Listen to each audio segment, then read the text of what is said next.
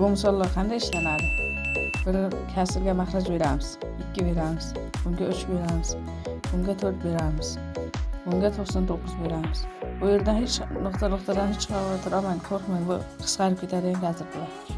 2 taqsim 2 plus 1 taqsim 2 ko'paygan 1 plus 1 taqsim 3 3 ko'paygan 3 ko'paygan 4 taqsim 4 plus 1 taqsim 4 ko'paytirgan nuqta ko'paytirgan 99 taqsim 99 plus 1 taqsim 99 teng qo'shib olsak 3 taqsim 2 ko'paygan 4 taqsim 3 ko'paygan 5 taqsim 4 ko'paygan keyingisi necha bo'ladi?